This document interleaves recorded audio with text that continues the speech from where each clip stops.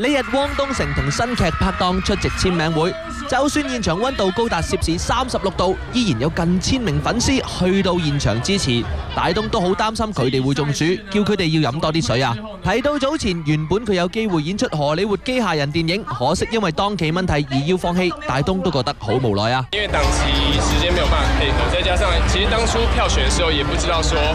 原來還有培訓期，對，雖然覺得蠻可惜，對，有點可惜，但是